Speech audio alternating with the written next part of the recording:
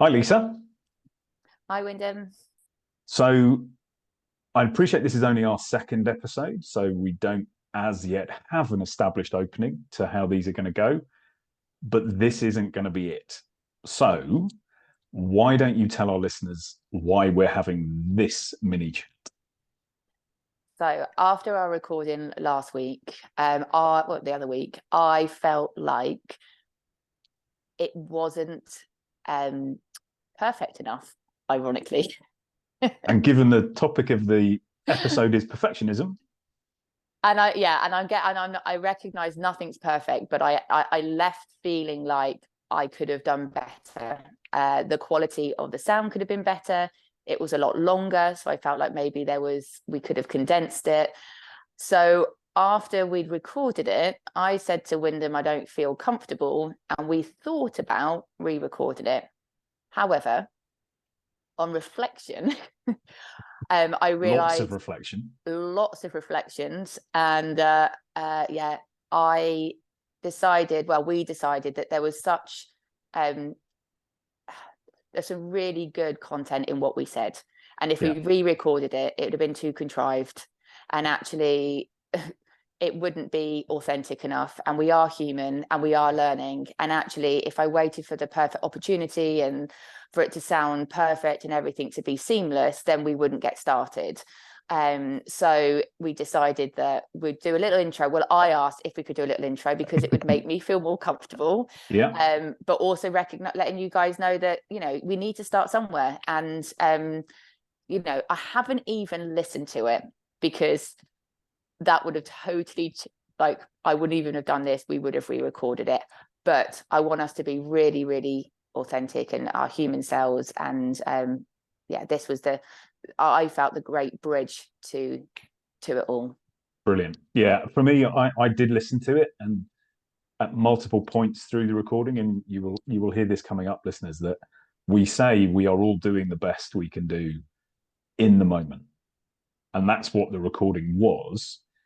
And in hindsight, we can always find, oh, I could have been better there. I could have been smoother there. I could have been whatever it might be. So for me personally, given the podcast is called the All That We Are podcast, I love the fact that you've surrendered to it and have embraced it for what it is. And a little beginning chat makes absolute sense. Is there anything else you would like to add at this point before we let everybody get into the episode? No, absolutely not. In terms of, I think we've explained why we're doing this, but also, stick with it. If there's moments where it's like feels like it's like, oh, what are they going on about? Like there is some gold in there. I'm sure there is. Yeah, it's coming from a really good place, and yeah, and I hope that you either resonate with some of it or it gets you thinking in a way, some reflection time for yourself, and ultimately, we're doing this to, yeah, help others and help ourselves at the same time because we learn so much when we do this too. Absolutely. Okay, so on that note, on with the episode. Absolutely, let's go for it.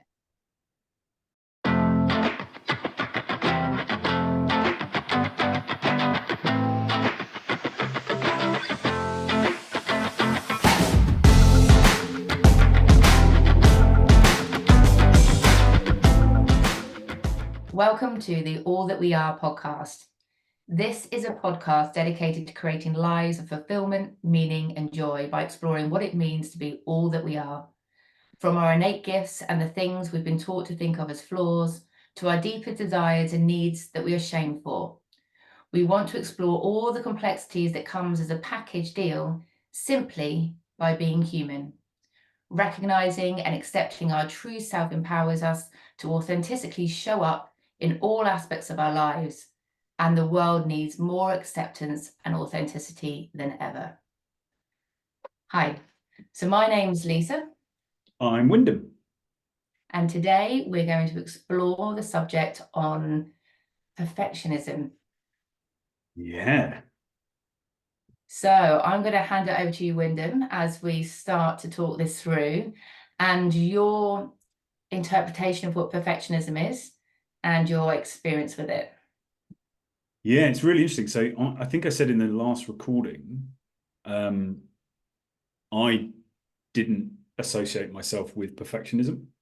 So perfectionism for me has always been, or I've interpreted it as applying 100% effort in order to achieve this perfect result. And the reason I've disassociated myself from it is that's never been me. I've never, for lots of reasons, I've not committed to delivering 100% effort.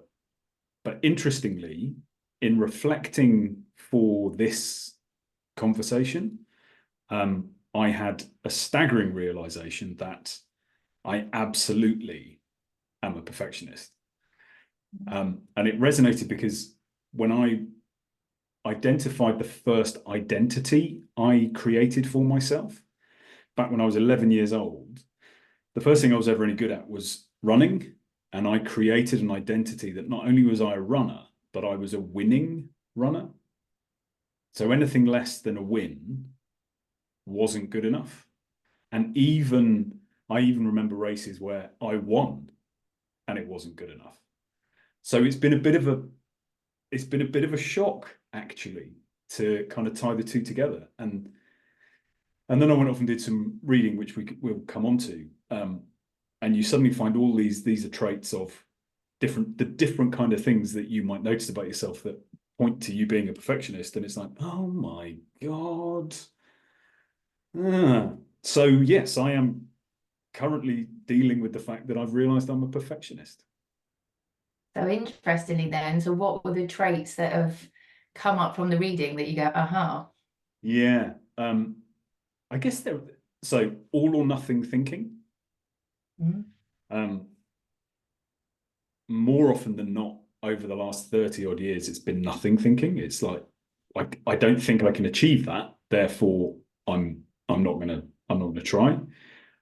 Extreme self-criticism. Nothing is ever good enough. So one of them is feeling pushed by fear, and I don't necessarily think I'm pushed by fear. I'm repelled by fear. Fear of failure has been massive for me.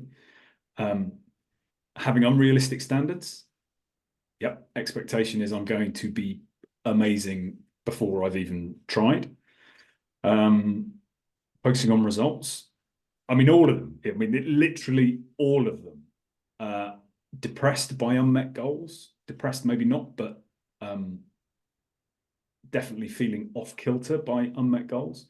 Fear of failure is one. Procrastination is a massive one.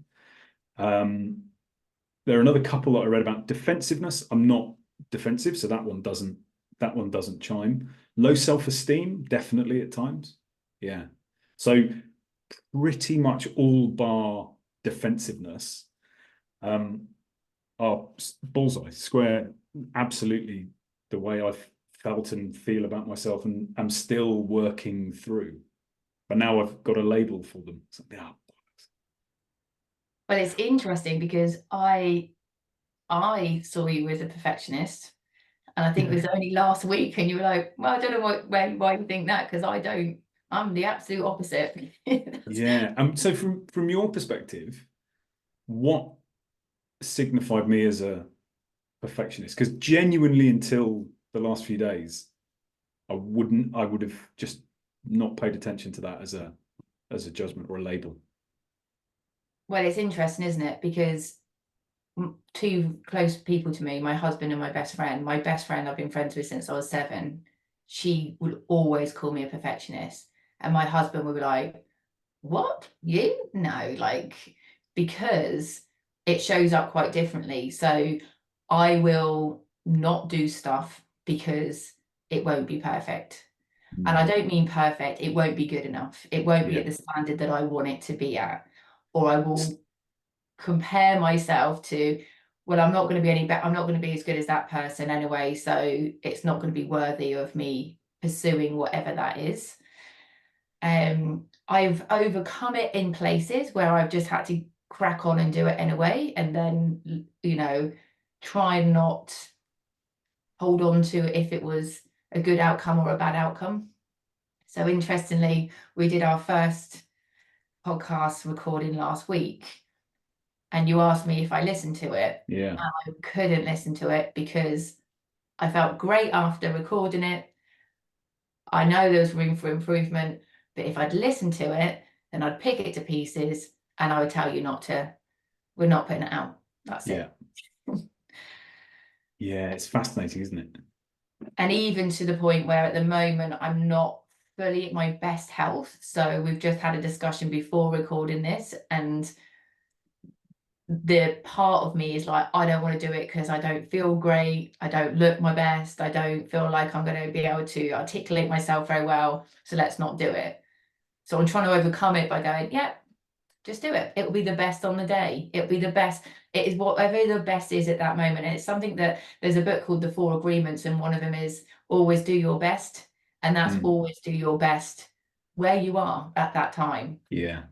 That's a massive one for me. It's one of the blueprint truths for me, is that everybody is doing the best they can at the time. And there may be thousands of reasons why the best they're able to give in that particular moment isn't the best they are absolutely capable of, but it is the best they can give in that moment. And actually finding my way to that for me has happened in a number of areas and is still not happening in others. So from your perspective, when do you think perfectionism started showing up in your life? Yeah, I was thinking about this too. So for those of you, if you haven't listened to the first podcast, I'm a yoga teacher as well as a coach. So I'm sure they've listened to the first episode. well, I hope so. um So interestingly, because I've done a lot of self-discovery for over 15 years, when I started getting into yoga, they talk about chakras, and chakras are energy vortexes that there's 7 main ones in the body. And the second one is very much to do with your they're all connected to organs and organs and energy bodies, I guess. So you've got your feeling body, your bliss body, your energy body. And I remember doing a lot of work in the second chakra, which is to do with the element of water. And water, it's the kidneys and urinary bladder. Now, as a child, interestingly, I always got water infections, and it's actually continued. It's my nemesis. You know, people have tonsillitis and it's at different parts of the body. So I had this from a young age, and I'm now putting it all together going, interestingly, where did that come from? So I think that because so my upbringing was, I'm one of 3 children. My brother and sister, my brother's passed now, were disabled, and I was the middle child, physically able, wasn't exceptionally bright, but I was average, you know, like I didn't struggle, but I also wasn't a high flyer. And I think there's an element of that I wanted to do my best because I was physically capable of doing more than my brother and sister. Right. I also feel that there was something that happened to me when I was a child that was untoward, which was to do with an element of abuse. And that's all linked with that same, it's all to do with your sexual organs and your sexuality and your creativity. And I feel with the whole, the body keeps a score, or gabba mate, it's there, your trauma can be stored on a cellular level somewhere. Yeah. That all got stored in that area. And I think all of that compounded it together. And this perfectionism came out in me. So it was also an element of control. So I could control situations. I also feel that I was quite a sensitive, like we've talked about this in the first one, I'm quite a sensitive child. So it was a way of keeping me safe in my sensitivity. So I was always very good at, like, say if you played a game, the first time I played a game, I'd always win it. But then I'd expect to then win it the second time. Right. And then I wouldn't. So a bit like sports, I was probably really capable of sports, but I wasn't the best. Probably the first time I did it, they're like, yeah, and everyone's like gearing me like up for it. And then the second time I do it, I wouldn't be able to do what I did the first time. So instead of being like an achiever, I would instead pull myself back.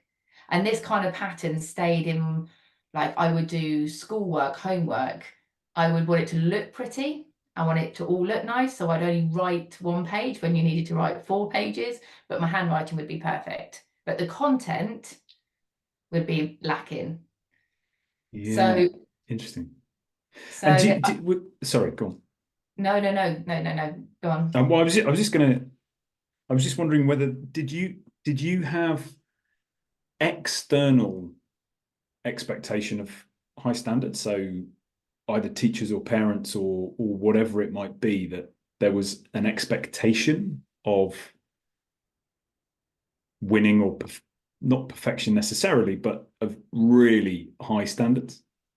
No. So this is what's really interesting. My parents were really quite relaxed in terms of that. So I don't know where that came from. I don't remember it necessarily coming from them. I really think it came from me. Yeah. I think Uh, this, sorry, interrupting you again. it's okay. I was going to say, I think this is one of the reasons I disassociated myself from the idea of being a perfectionist, is because I also thought that perfectionism was essentially a protection mechanism for people who experienced external high expectations imposed on them. So parents who demanded excellence or whatever it was. And I don't have any of that memory. I'm the same. Mum had high expectations, but I don't remember ever feeling like they were imposed on us, or certainly on me. Can't speak for my brother and sister. Um, and so again, I think mine is self-imposed, and I can hazard a guess as to why that is. But it's really interesting that for me, it's been interesting to kind of go, oh, it doesn't have to be as a protection mechanism against somebody else's expectations of me. They're self-generated. Yeah, it's interesting, isn't it? And moving forward, that can, I don't know about you, but that continues. Like no one is asking anything from me. I'm asking it from myself. So then as I became a teenager, it started showing up in eating disorders.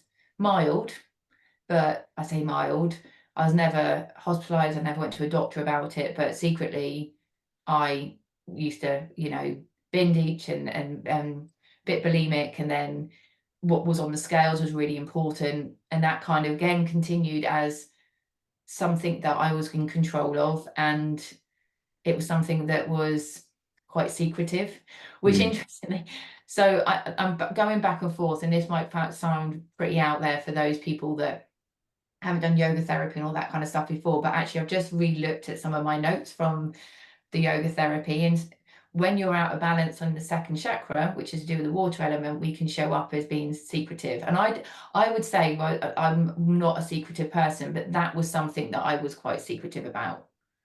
Yeah, I mean, they're not having experienced that myself, but I know a number of people who have. There's enormous shame associated with those behaviors, and yet, as you say, it's a control piece that did. You may not want to answer this, in which case, please don't. But when that was happening, particularly around the eating, did you feel out of control everywhere else, or? I think life was pretty chaotic. So my siblings were both disabled with degenerative conditions. So Hmm. it was always kind of like their life expectancy and what was going to come. Like, so there was always that bubbling around. So we'd go to spend time in children's hospices. And then my mum had multiple sclerosis, and her mental health was very chaotic. So I believe now looking back, thinking, yeah, there was chaos everywhere. And that was something that was mine to. It also links to the abuse a little bit, because I started having body dysmorphia when the person that had been untoward when I was a little girl commented on me getting a bum like my mum. And my mum was a very curvaceous woman. And I Hmm. remember it distinctive, like my nan was done at the time, and I remember being in the car park and him saying it to me. and it felt like the switch. I remember it so clearly. So it must have been the trauma to instigate it. Yeah. But I went into, oh my goodness, I've got to get thin. I've got to lose all this weight. And ironically, I didn't look anorexic. I wasn't like showing like I was not, it was managed at that point. But when we come back to the yoga side of it and you look at the chakra and the water element, it's to do with reflection and your self-image. So no wonder if that was out of whack and that was like wobbly water, as it were, or chaotic, actually the mirror that you would see, like if it was clear water, would be disfigured and not what you actually look like. So what I was seeing was very different to what other people were seeing, which is very normal or obvious when you've got body dysmorphia. And it was a real thing, and it would be in my head all the time. I think it exhausted my energy, and I was very, very rarely present with anything because it was constantly playing in my mind. Yeah. And do you think, so what's the difference in for you between perfectionism and control? Does one come from the other, or is one part of, are they all part of the same thing for you? No. um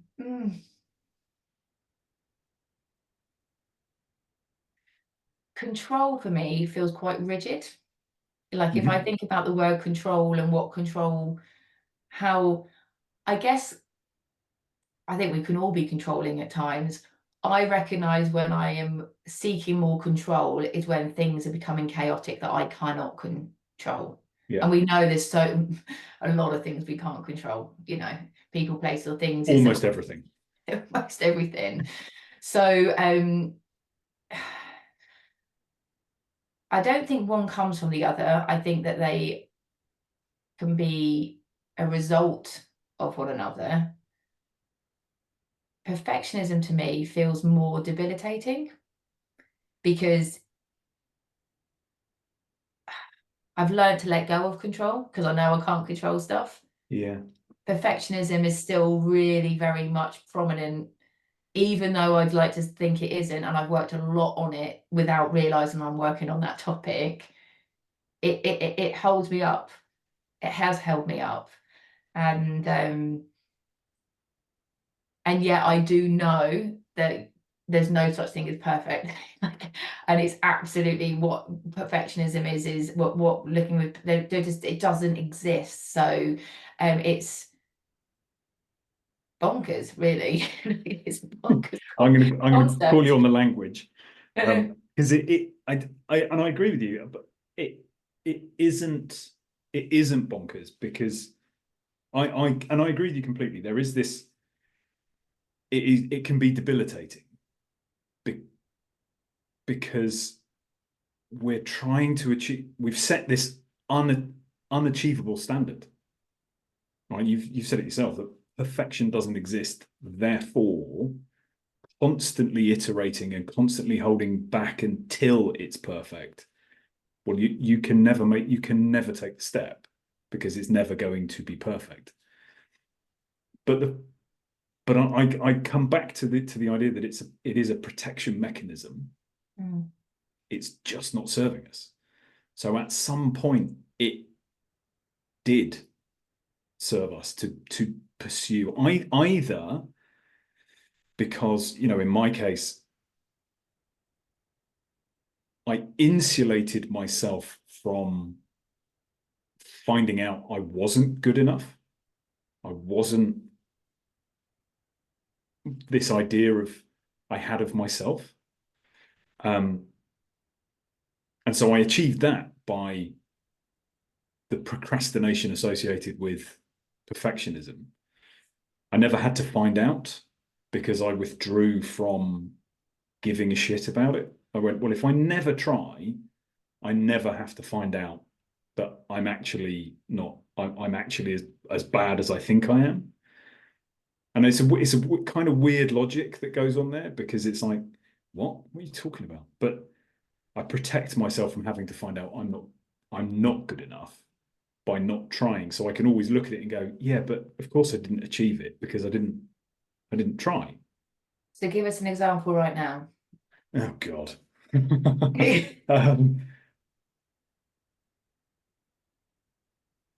um, 20-year professional career. So I've more than happy to. I've always been open about. I got into sales. So I went to university and did a drama and theatre degree, thinking I wanted to be an actor, and I came out of uni and kind of auditioned a few times and didn't get anywhere.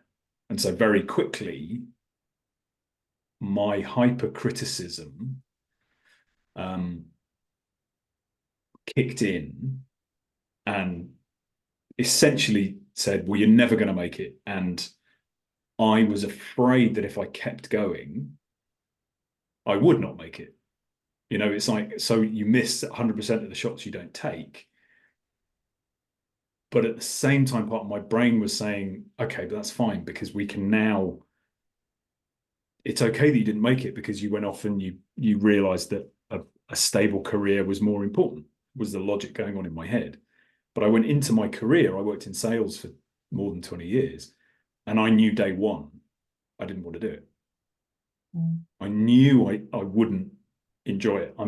I like money and I like nice things, but I'm not inherently money motivated. But I was conforming to, I guess, what everybody else expects and what we're brought up to think, because pursuing a career in acting, and in hindsight, I don't think I wanted to, maybe, but I don't think that was kind of like purpose for me. But by not pursuing it, I saved myself from one, finding out I wasn't good enough to do it, and two, from the judgment of other people failing at something that is outside of the norm.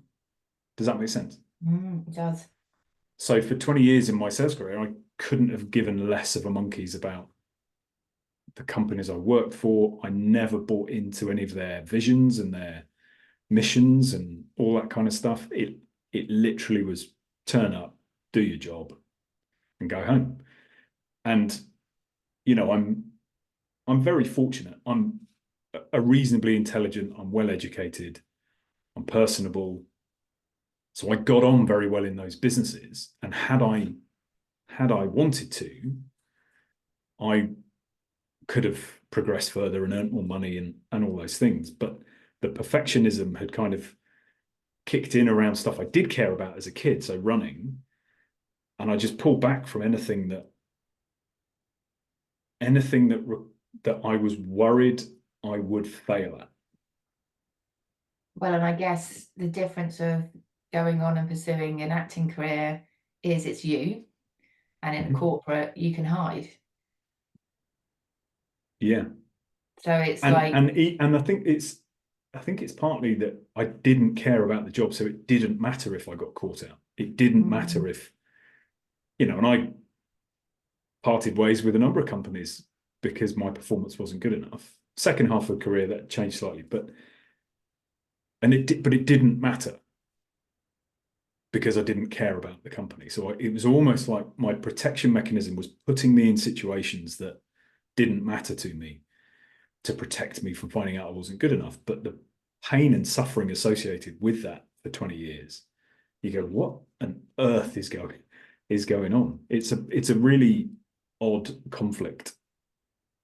and do you feel now that you're pursuing something that you're passionate about, that you feel like you can make a difference? Like, how does that, or does it show up in the work you're doing? So I ask myself quite frequently, am I on the right adventure? And I use the term adventure rather than path because in my head a path has a, broadly speaking, known end point, and I don't think what I'm doing does. I don't know where it's going to take me. I'm much more open to the uncertainty of that. So yes, I think I make a difference and can make a difference doing what I'm doing. is that sufficient in itself to overcome 37 years of how I've dealt with perfectionism? I mean, you don't click your fingers and it all be fixed. So it's one of those things that is constant work. And I think it's one of those, we've spoken about it before, but it's one of those things. I think there's too much in the wellness industry or personal development industry or whatever you want to call it that makes it feel like you do the work once and you're done. And it's like, ta-da, I'm this bright, shiny person, new and reinvigorated, and I never have to worry about that again. I don't think that's true. My personal feeling is if this behavior pattern of perfectionism and the way I personally have dealt with it has been around since I was 11, I'm 48 now. I mean, that shit has had a long time to get deeply entrenched. And so actually it's been, I think it's been quite good suddenly realizing, shit, this is perfectionism, because I don't think we can address what we aren't aware of. And I've just dismissed it up to now. But actually, this is what I've been dealing with. And it might be barn door obvious to everybody else, but it wasn't to me. So it's like, So yes, I think I'm doing the right things. And yes, it's work every single day. How are you finding it? Because I think you referred to yourself as almost like a recovering perfectionist. So it's because that's a lot happened in your earlier life, and I don't want to skirt over that. That's a lot to be dealing with. And now you also said that there are certain areas that you're much better at from a perfectionist perspective than others. So which areas are you good at? Which areas are you bad at? Why do you think that is? Yeah, so for one, talking about where does it all stem from, it's not a trigger for me. There's been a lot of healing. I wouldn't share what I hadn't done a lot of exploration and kind of therapy on. So it's more to give you that I do believe that it stems from something, and that was quite profound for me. But that is for me with the way that I've gone on this healing journey and yoga and the more esoterical way of looking and approaching things holistically, that's always been something that's come back to, and it makes the most sense to me. I've also done more of the obvious way of therapy to kind of cope with, do the facts rather than the feels, and I still come out with the same thing. So And sorry, when you say you come out with the same thing, what does that the mean? perfectionism come from my insecurities, my poor self-image. I can't blame it all on that one or that trauma, that episode in my life. However, it feels like that has a huge anchor to where all this stems from. Yeah. And do I say I'm grateful for it? I'm grateful for the fact that I was led on my adventure to explore it in many different modalities, and I feel very comfortable to even discuss it. And I'm just taking the lessons from that and actually making me understand chakras and my yoga path on a level that I was like, oh, it all became very clear to me by going into yoga. I didn't actually think that would ever happen. I just want to, just so the audience know, I did not plan to be a yoga teacher. I just got a one-way ticket to Australia one day when life was really, really shit, with no idea what was in front of me. I met a yoga teacher. I hated yoga. Couldn't do it. Perfectionism me. I couldn't do it. Couldn't touch my toes. I was crap. So hated it. Hated it. Then did my first training. All I kept saying to everyone is I'm going to get these poses perfect. And now 15 years later, I still don't have those poses perfect. And I can, there will be a handful, that even more than a handful, that I can't do. And I'm very open to say, I can't do those. Oh, can my student over here demonstrate that if we did do those poses? How does it show up now? And from being aware of my perfectionism is I've started saying yes to stuff that without really thinking about it and realizing it works out. I don't plan any, that shows up. I don't really plan any of my yoga classes. I kind of have a feel for the room and kind of use my other, what feels more positive innate gifts in me. Not that there should be a positive and negative, like being intuitive, reading the energy of a room, observing what's going on with other people. And normally that I've read something in the day that I can then implement it in the class, rather than going, right, this is how my yoga practice is going to be today. We're going to go into the class, and then I don't stick to it. That would piss me off because I wouldn't stick to what we're meant to do. So I'm a bit off the cuff, realizing that that's quite a good way of doing it.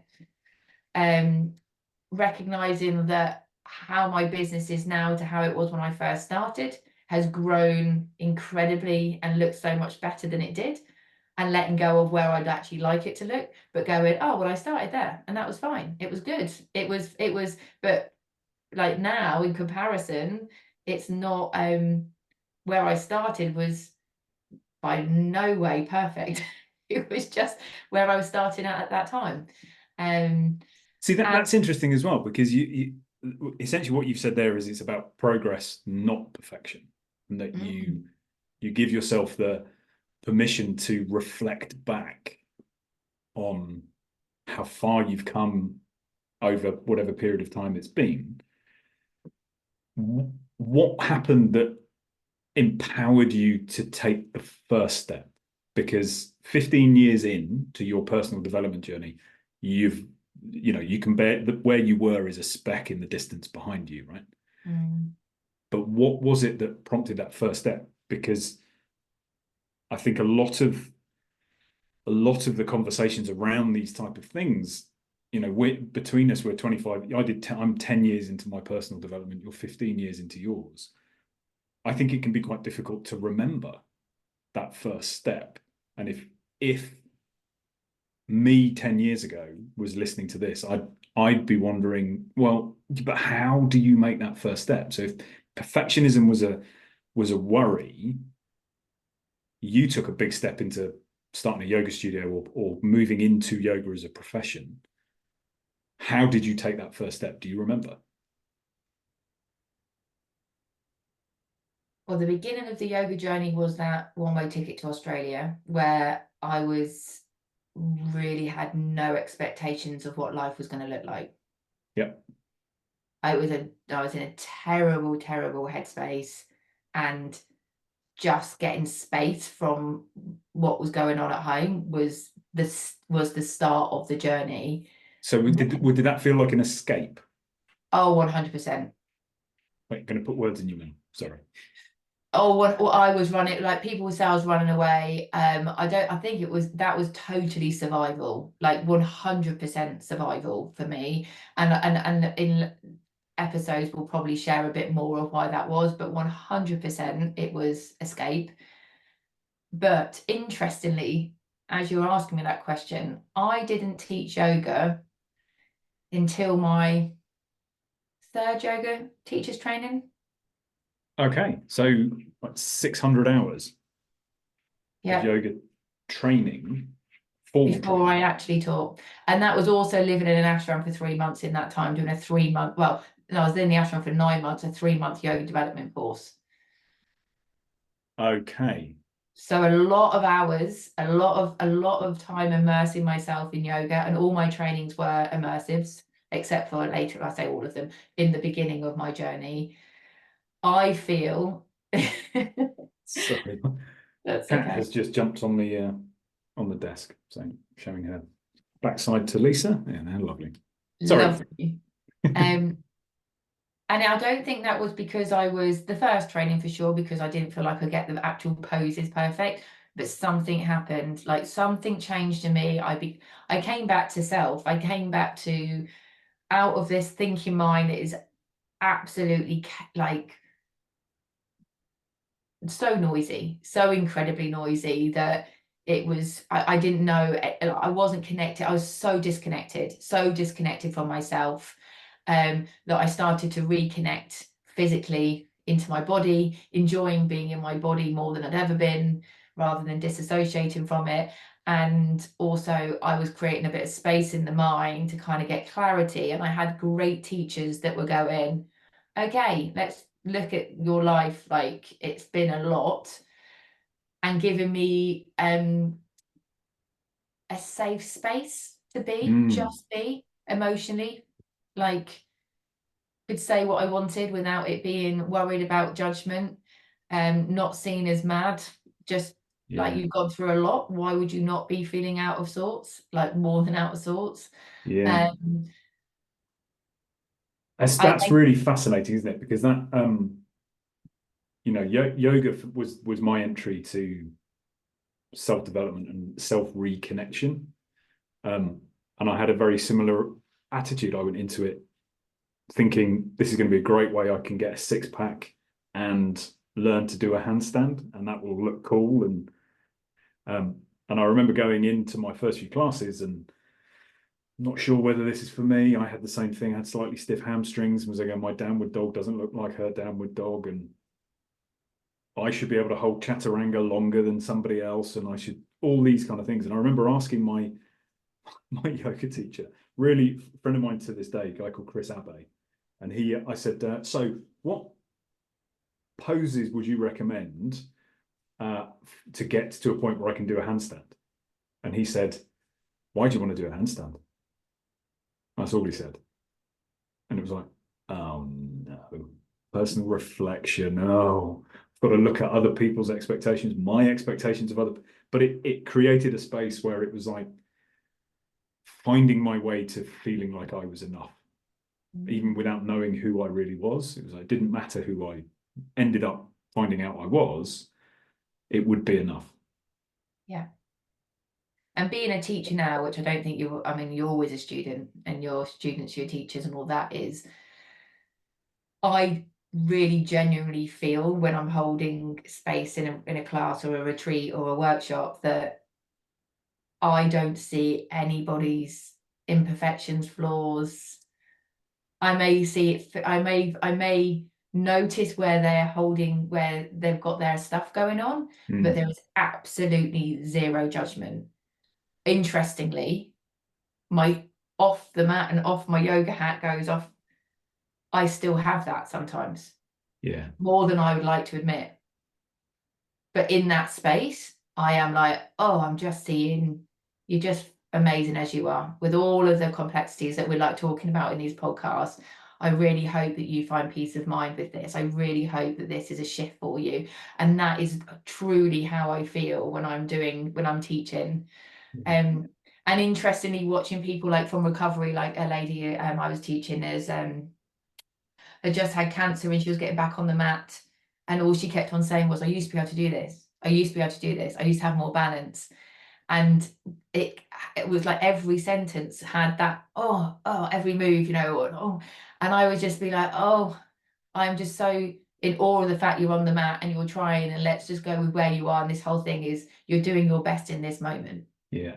Because this is new. You're new again. And I think this is the as we age, as we have injuries, as we have trauma, like it's like there isn't you're turning up on that mat each time different, and honoring that and accepting that rather than having benchmarks future, like you said, I want to be able to do a handstand. We may never do a handstand. Downward facing dog, my heels will never go to the floor. I've just got the most unmalleable ankle you can imagine. So it doesn't happen. I've been doing yoga for a long time. It is never going to happen. I'm fully accepting that my downward facing dog is not going to have the heels on the floor. It's one of those. I get really annoyed. Well, I try not to get annoyed, but it bugs me that we have this almost like an automatic sense of, even when people say, when we're looking to avoid comparison with other, and you're not in competition with anybody else, you're just in competition with you yesterday. And I don't like that. I really don't. And I was thinking about it, and I think I don't like it because the me yesterday doesn't exist. I'm only ever me now. And while I understand if people have goals that they want to achieve, we can, track progress against how we performed yesterday and things like that. But this incessant, it feels incessant to me, drive to constantly be pushing to be faster, stronger, bigger, better, more successful, whatever it might be, and using ourselves as the yardstick is like, well, how the hell am I ever going to get to a point where I am content with who I am if I feel my mission in life is to be better than I was yesterday? What Yeah. happens if yesterday was the best day I'm ever going to have? Yeah. What happens if I'd have a terrible night's sleep? What happens if, I don't know, I get a virus or something, whatever it might be? Why can't I just show up and try to be as good as I can be today, which I am inherently going to be, because everything, we are giving our best in every moment. It's the best we can give in that moment. And I think if we get to a point like I did, where I was so miserable that the pain of the idea of staying like that outweighed my fear of change, then that's okay. Then it's like, well, this isn't about becoming a better version of me. This is just becoming me, because I've carried so much of this crap for so long that isn't me. It's time to risk, however you judge risk, looking to find out who I am and letting go of all this other stuff. Slight deviation away, but It's interesting because we touched on this in the last episode, like the letting go of the unraveling and the layers and all of that, and coming back to self, who we always were before life's got its hands on us. yeah, and being a mum, and I'm a step parent as well, but my stepchildren have been in my life from the age of 8 and 4. I remember especially being in awe of my stepdaughter, because she was just brilliant at so many things, and so unaware that not everybody else couldn't do what she could do. And as she turned into teenage years, I watched her get insecure, hold back, start to put the armor on. And it really blew my mind, because I just remember thinking, oh, I want to be more like her. I really, as an adult, I want to be more like her. And I feel like I'm now spending my 40s doing that, going, I really just want to be, what was I really good at when I was younger? What was I naturally drawn to? What was my natural passions? And we're learning that more and more. I mean, social media is brilliant for that in many ways. It's like, do what you love doing, do as much as you love doing, as long as it's not hurting people and it's coming from a good place. You know, like yeah. it's not, I really it's like like, punching because seagulls. Don't do that. actually it's a bloody brilliant guide on your adventure. And Absolutely. actually, most likely, you're going to be able to attract more of that in your life and have a happy. And now you're talking about the word content. I think that's where the content comes from. Not because you don't want more, not because you want less, just because you are content with, I'm doing this from a really good place and I'm making a difference, if that's what your intention is. Yeah, and I think that the experience that you were talking about with your stepdaughter, it's, I think that's true for all of us. Mm. I don't know anyone who hasn't had to armor up, or hasn't felt like they've had to armor up as they've gone through life. And when we do that, we're presenting our armor, not the soft, squishy, vulnerable bit that is truly who we are. And I think, if anything, the conversations we're having, that's my primary goal, is to help people recognize that our real value is under the armor rather than on top of it. I'm conscious we've gone.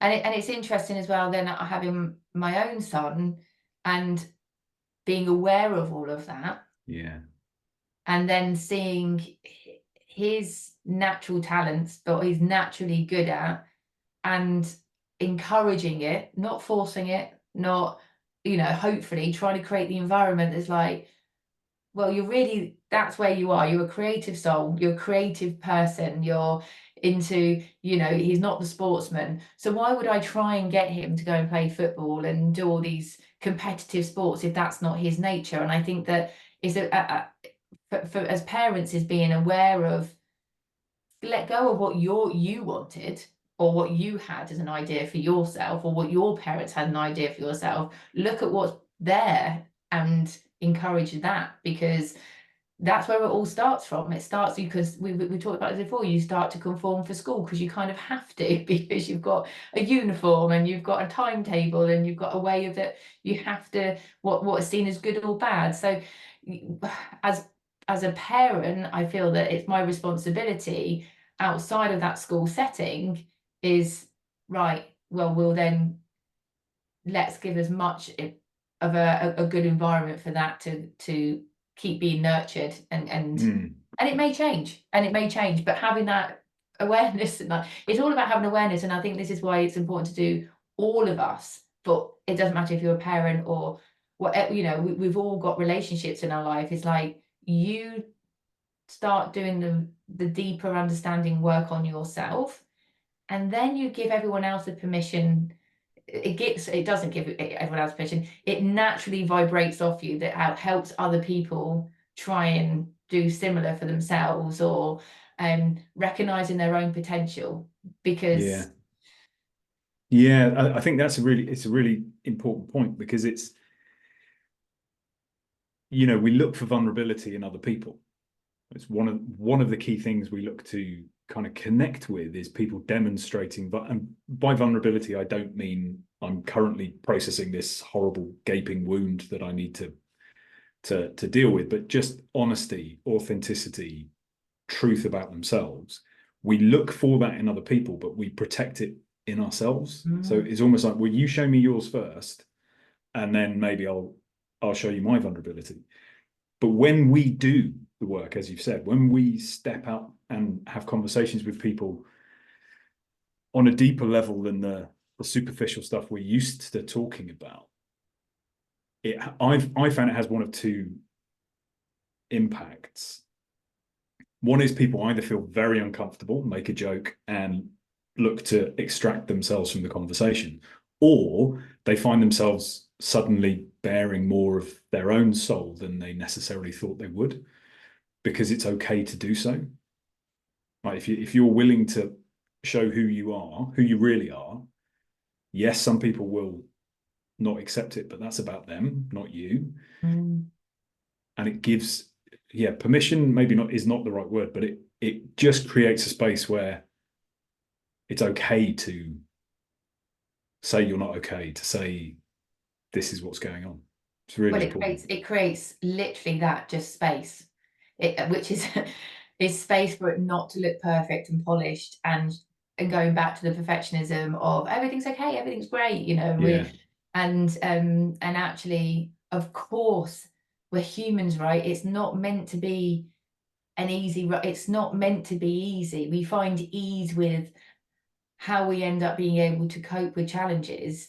Like, things become easier, but it might be really bloody difficult at first till you get to that point where you find ease in the challenges in life. And we're all going to experience either ill health or grief, you know, rejection. I mean, the array of things as humans we go through, and yet quite if we're not careful, we just show, yeah, everything's fine, no, all good, no, or you've shown so much that you've healed that you don't even want to talk about the journey of where you've healed. So like you said, people think, oh great, like it's that easy, like you've read a nice book, or oh yeah, I've been to, you know, sorted that out. Like I'm one of them with the grief. I was like, yeah, in my head I thought I had a whole idea of what afterlife is, and I genuinely thought that I was going to kind of go smooth sailing through grief, because I'm not attached to the physical body, and I believe that we live on, you know, and all that kind of stuff. But actually, no, it's really bumpy, and it's like, but being able to share that and going, and when you share it with people, then other people will share it with you, and it becomes more human rather than, like some kind of like AI. This is what we're meant to do. This is the, you know, and here we are looking beautiful. And it's fine again. It's like I always feel that my perception of how the work is often presented is it's almost like a single process, or you go through an exercise and you're done.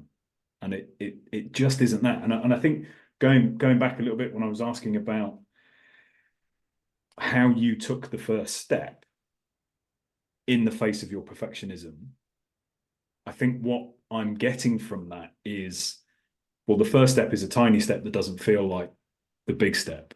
It's like, it might be a big step in itself. I escaped. I was driven by my mind and my heart and my soul trying to protect me, and that drove me to go to Australia. And that took bravery and courage and all those things. And then when I was there, I met somebody, a yoga teacher, and I felt an alignment. So I went and did that. But so that took bravery and courage. And then you did another 2 yoga teacher trainings way before you got to a point where you set up your yoga teaching business. Mm-hmm. And so it kind of feels it's a really good example of the fact that all of this stuff is a mass of small steps. And some of those small steps, they're just called small steps. They might be huge in their own right.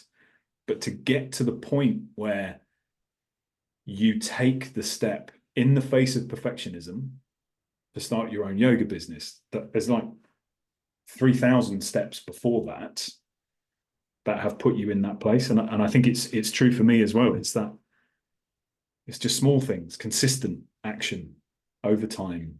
And suddenly you get to a point where you look back and it's like, oh my God, I'm halfway up the mountain. How did that happen? And it's interesting, isn't it? Because you don't realize you do it. I think it was like my dad or someone saying, like, Lisa, you're making this happen.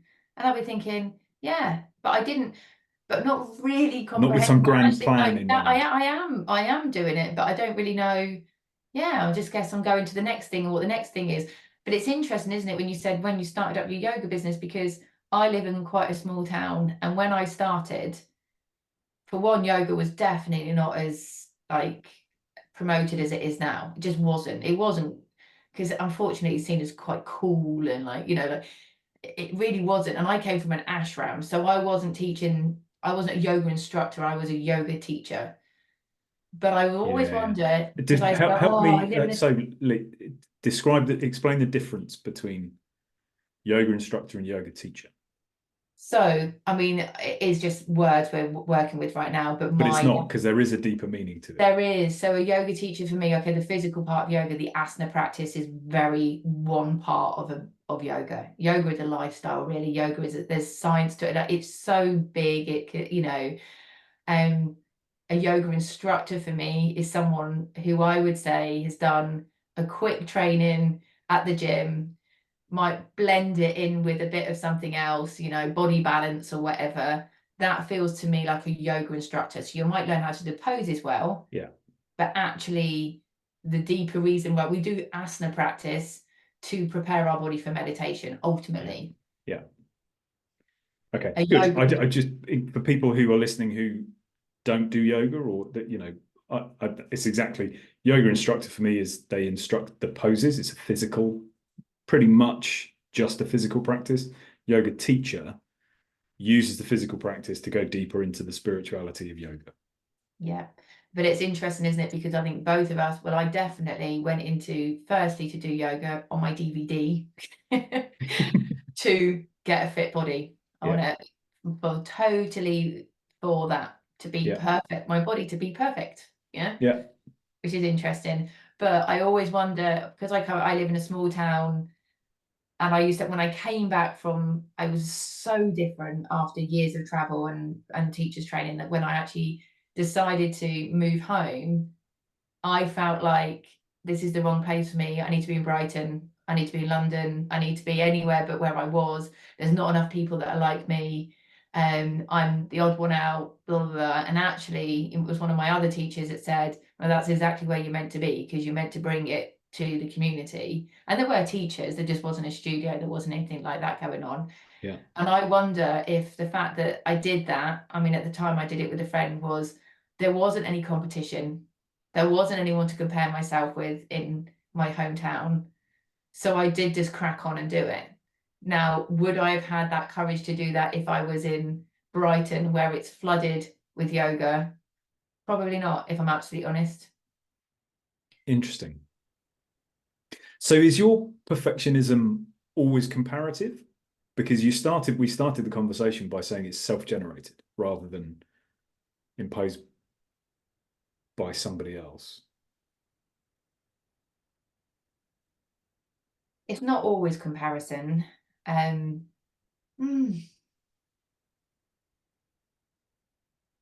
you know what? I actually think for me, I think that it was always a comparison. I always wanted to be thin like my friend, or as smart as another friend, or as business savvy as another, rather than the difference is now is rather than seeing that as, oh, they've got it and I haven't, right? What can I do to make how do you know what I mean? Seeing it now as inspiration rather than a comparison. Yeah. And that is, and I'm saying that very authentically. There's a lot of influences out there that I observe, and now I get it. I'm like, oh, I'm not envious of you. I just love what you do and I want to get better at what I do. So thank you for showing up and making me try and achieve, or achieve sounds a bit too forced, be the best version as I can. Yeah. It's such a I agree with you completely, and I think it's such a critical mind switch, because for so many years I was jealous and envious and a little bit very poor me. It's not fair. They've got advantage. I could find a million reasons why people were doing things that I wasn't. And that changed when that just flipping the language from, oh, I'm so jealous, to actually I find that inspiring. How do I take that and apply it to me rather than emphasizing the lack that I was feeling? Yeah, really interesting. And also, like as a teacher, as a yoga teacher, like people, I used to put my yoga teachers and anybody that was felt like they embodied what I want to be on a pedestal. And it's like, not forgetting that they're human too, right? And they're teaching because they're coming from their humanness to teach me because of whatever life or journey they've been on. And so people do that to me. Like people would think that I've got my shit together, or well, look at her, she's got a great whatever, like she's more capable. And it's like, well, fuck no, sorry for swearing, but do you know how many hurdles have been put in my way? Like hundreds and hundreds and hundreds if I allowed them to. I've just learned now, consistency, find a new way.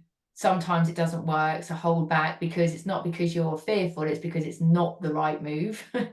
Yeah. And I'm feeling I'm more and more confident with that.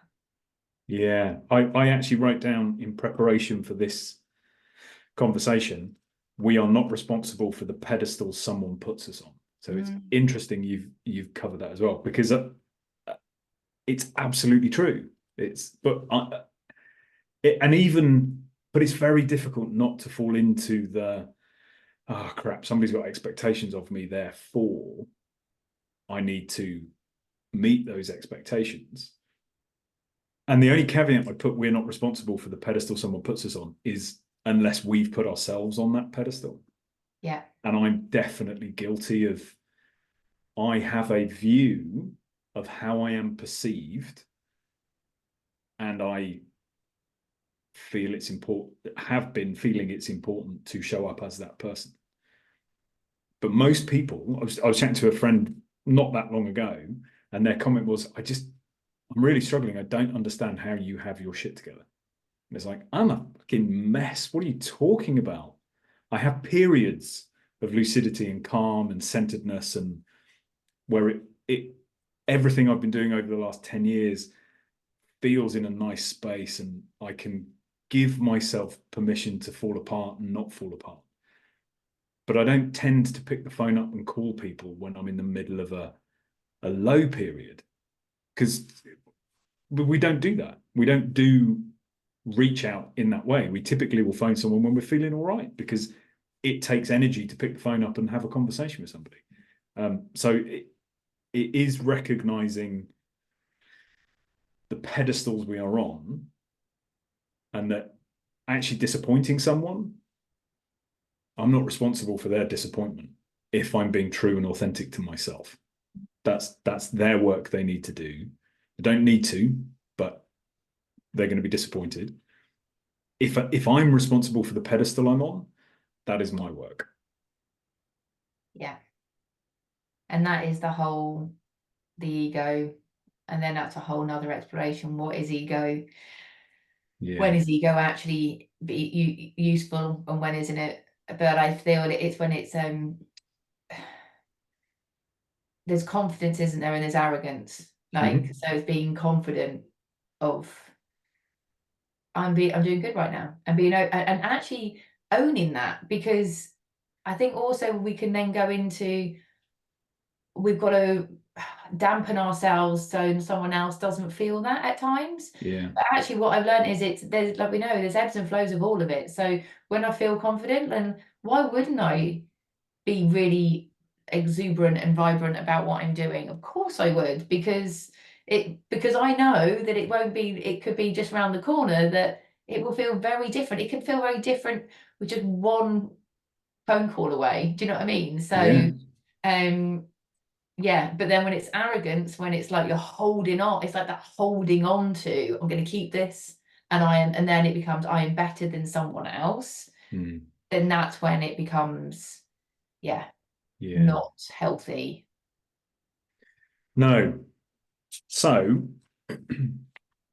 we covered quite a bit there, didn't we? We have, and not all on perfectionism. But do you know what? I think what these conversations are going to demonstrate is it is all interconnected.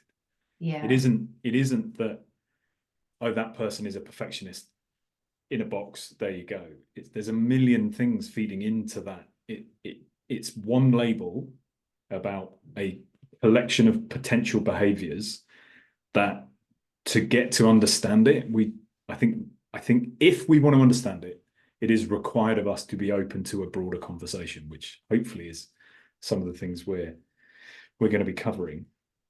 With perfectionism in mind, which is broadly the point of this conversation, or at least the starting point, if we have listeners, and I'm sure at some point we will, and I'm sure some of them will be starting to, if they haven't already recognized that they have perfectionist tendencies, they will be beginning to recognize that. What do you do about it? Or what would I'm never going to ask you for what's the one thing you can do, because it annoys me. There's always a million things that you do, but how can somebody approach their perfectionism with the intention of over time getting on top of it?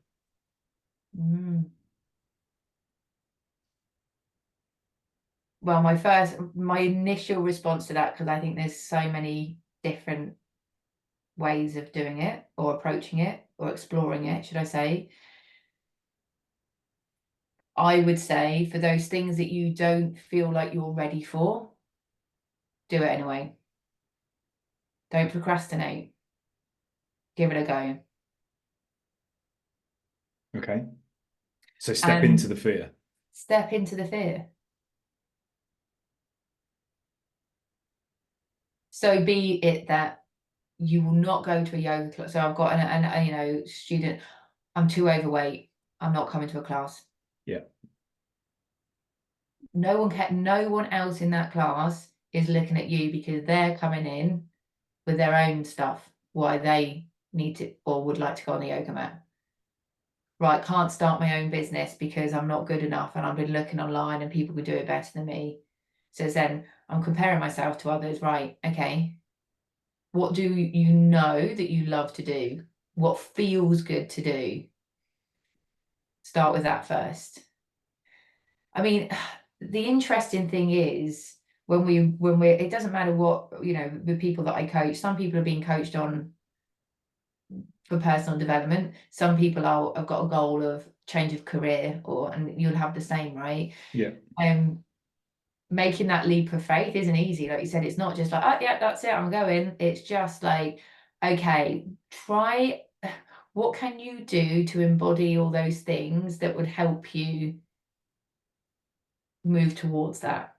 So need to eat better. Okay, you can do that. Even that's in the things that are in your control. Do let go of the expectation. Yeah, it's such a difficult one, and I think it is demonstrative of the fact that there is no single way to address any of these things. It's, are people open to creating change, first and foremost? Because if they're not, and if they're not willing, if they're not ready to recognize it's their work to do, fine. And that doesn't mean anything about anybody if you're not. It just means you're not ready yet. Because none of this changes until we're willing to own our part in it. And then for me, I think it's, we cannot address what we aren't aware of. So really bringing our awareness to what is actually happening, not the stories we tell ourselves, or the Maya, it's a yogic term, a Sanskrit term, which essentially is kind of like veils that we draw across our perception of the world that obscure the truth, the core truth that we're dealing with. And so when we start to practice our awareness, we start to see things a bit more clearly. And that, I think that has to be the start point, is what is actually happening. And I think then it's recognizing that it doesn't mean anything about us as individuals. There's nothing wrong with us because we exhibit perfectionist traits, however they may be, whether it's classic perfectionism or kind of like an inverted perfect, whatever it might be. That doesn't mean there's anything wrong with us. Those are protection mechanisms. Those are behaviors that are actually trying to help us survive. They're just misguided. They're no longer serving us. So if we want something different, we have to do all the things you're talking about, is control the small things that we can do. Let go of the expectations of being brilliant, and know that it will be okay. I mean, I hear myself saying that, and I'm thinking, oh man, that is not how I wanted to describe that. But it is trusting that other people's judgment is theirs. It's got nothing to do with us. Our judgment is all ours. It has only something to do with us, even if we're judging other people. And so bringing our awareness and working with that, looking to what can I learn about myself in this instance? How is this course of behavior serving me? Is it? Because if it isn't, it is on me to change the behavior. And however you choose to do that, fine. Step into the fear, definitely. I think it begins with... I think it comes down to giving yourself the space to do it. We're going back to the word space. So both of us have the services that we offer, and actually both of us create space for people to explore that. Yeah. So even giving yourself time to listen to this podcast, having reflection on, does any of that resonate with me? Because you may look at it and go, oh, it's professional, so I'm not perfectionist, so you might not listen to it. But actually, like we've just explored, it's like, it's not, it shows up in so many different ways. But actually, have you given it space to even question that if you're a perfectionist or not? Or has it held you back? Yeah. From my point of view, I'm very much these days wanting to offer a minimum of weekend retreats so people have space, because I think that life has got so busy and so hectic that you actually don't know what you're thinking anymore, and it's so noisy everywhere you go. And with the comparison thing and the judgment thing is, Jesus Christ, we watch TV, most programs are a competition or judging.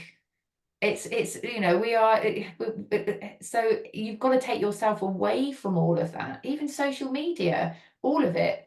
So you need space, your own head space to be able to, and that's where yoga, go away out of, live in Thailand, where all the lovely places I went, you are remote and you're doing, and all you've got is yourself and the other people doing the work on themselves. I was really lucky. I recognized it was a time in my life that I was able to carve that out in my life. And I'm very, very grateful for it. So therefore, how can you, in the world that you are living in right now, in the family setup, relationships, work commitments, how can you create space for you to actually look and say, is this something that comes up for me? Is this stifling me? Is this stopping me from being my best self? or being myself. Yeah. And it doesn't have to be the however many months you're in Australia or weeks into is can you carve out 5 minutes, 10 minutes Mm. to sit and just allow yourself to start connecting more deeply with yourself and out of the head and into the body and see what comes up. There is no kind of here's a foolproof plan to be given that will see people transform their lives if that's what they want. It is little and very often. And as a coach, and as you're, and and I know, because I think you're a fabulous coach, is when you resonate with somebody and you go, yeah, you commit to that coaching package or how program or whatever it looks like for you, is the work happens, the thought it doesn't happen in the session. It's again, it's the space again between the sessions that you start to hear and understand or explore and become more aware of yourself. And I always say it in lots of my classes, is that without the space between the music, the notes, there wouldn't be music. Without the space between the letters, there's no words, so nothing's audible. So it's about, okay, this is important for my self-care. And this is what I mean by self-care. Self-care, we talk about it, can get fluffed up and all misconstrued, I think. But to me, that is deep self-care. I need to have this amount of time in my day, like you said, 5 minutes, half an hour, where I have time to contemplate. Yeah, couldn't agree more. Conscious of Okay. time, what else would you like to add, if anything, on perfectionism? Well, for one, there's part of me that wants to start the podcast again. So didn't start how I wanted it to. Let's say so, but I'm not going to do that. So I just want to, for those listeners, to say, look, like, this is a prime example of this is all coming from a really good place. If you're coming from a good place, or you're coming from a passionate place, or you want to do something, you do it. Let go of it looking or being an unrealistic goal. And be gentle with yourselves. Like we have to live with ourselves. So just be gentle with, if any of this has brought up anything for you, with what we've discussed, like, just I guess look at it, come from it, wherever you go, to explore it from a kind, compassionate place for yourself. And it all starts from you. Absolutely. And, before we started, we said, it doesn't matter. It really doesn't matter. There are so few decisions we make in life that genuinely are going to have, like, single decisions on their own that are going to have irreparable consequences. Some do, but very few. And for those that don't, really cut yourself some slack and give it a go and see how it goes and build from there. Yeah. So Wyndham, so for those people who are just listening, who don't know what you have to offer, your services, let's end with that, so people know where to find you and what they can what they can access. Yeah, so I'm a coach, and you can find me at wyndhamjames.com. I work with people one-to-one who find themselves at a point in their life where something has to change and they don't know what, they don't know how, they don't even know what to do about it anymore. People who are deeply stuck. I use the term miserably successful. You don't have to be miserable. You don't have to consider yourself successful. Actually, fundamentally, it's about helping people get unstuck and figuring out how they want to be rather than what they want to do. That comes next. And before we pick up what we talk about next time, what about you? I'm going to put all of our links in the show notes anyway, but very quickly, where can people find you and what do you offer? So I have two websites, one being lisamaniartist.com, which is where you'd access my coaching. I also on there share that I coach for carers. That is for unpaid carers or those that are family carers. So you'll see, but to be honest, we talked about this again as well. The last episode is, I pretty much have got no niche. I will coach whoever I feel is drawn to me, whoever's drawn to me, and I'm happy to explore whatever topics come up really. And then I have the Yoga Being, which is www.theyogabeing.co.uk, and that is where you'll find all my retreats, day retreats, my one-to-one yoga therapies, and my classes. I currently have a retreat that's happening on the 17th and 19th of May in Dorset. There's a few spaces left. And that is definitely a place where you'll have the space just to be, explore, and allow it to be whatever you need it to be, with some wonderful, wonderful explorational activities and creative workshops that you can dip in and out with as much as you want. Lots of yoga, lots of yummy food, lots of beautiful countryside. So yeah, that's where you can find me. Very good, very good. Okay, so ahead of our next episode, what are we going to be talking about? I was just thinking about this. And did you come up with anything? Well, imposter syndrome is one of the ones that we were looking at. Yeah.